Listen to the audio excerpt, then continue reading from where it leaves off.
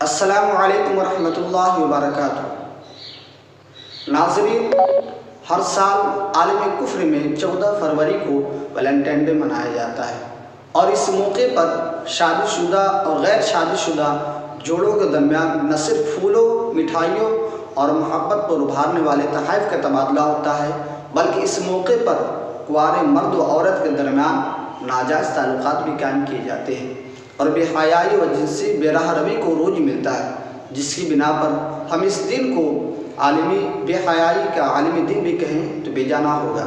لیکن آئیے ذرا غور کرتے ہیں اور پتہ لگاتے ہیں، تاریخ کے آئینے میں دیکھتے ہیں کہ اس کی حقیقت کیا ہے۔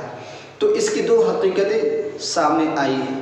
ایک حقیقت یہ ہے کہ 3 صدی عیسوی میں ایک ویلنٹائن نامی ایک پادری تھا، جس کو راہبہ سے محبت ہو گئی۔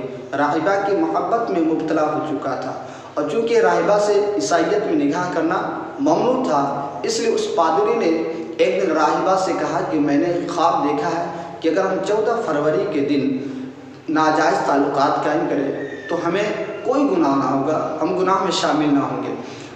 چنانچہ اس عورت نے، اس راہبہ نے اس کی بات مان لی، اور ان دونوں نے جو کرنا تھا کر گزرے۔ کلیسا کی روایات کی دھجیاں اڑانے کی وجہ سے ان دونوں کو سزا دی گئی، یعنی ان دونوں کو قتل کر دیا گیا۔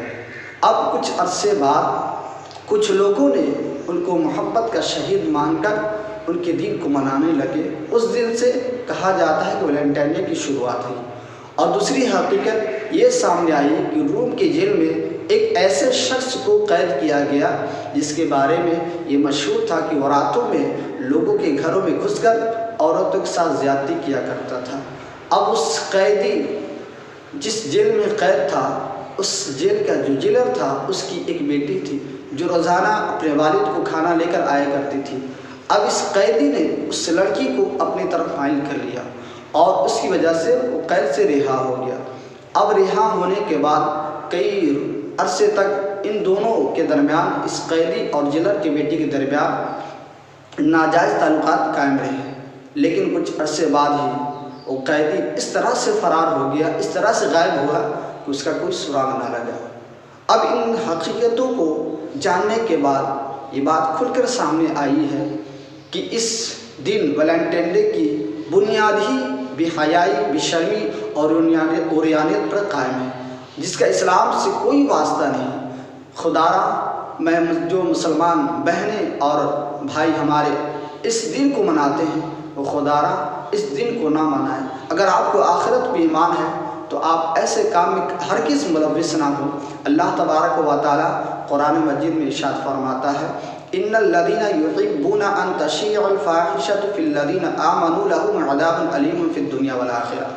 جو لوگ مومنین کے درمیان برائی کو پھیلانا پسند فرماتے ہیں، ان کے لیے دنیا و آخرت میں دردناک عذاب ہے۔ اگر آپ چاہتے ہیں کہ آپ کی دنیا و آخرت دونوں سلامت رہے تو خدارا ان برائیوں میں ملوث نہ ہو، اور اگر آپ کا بھائی بھی ملوث ہو تو آپ اسے روکیں۔ اللہ رب العزت کی بارگاہ میں دعا ہے کہ اللہ تبارک و تعالی ہم تمام لوگوں کو ایسے خرافات سے بچنے کی توفیق عطا فرمائے۔ السلام علیکم۔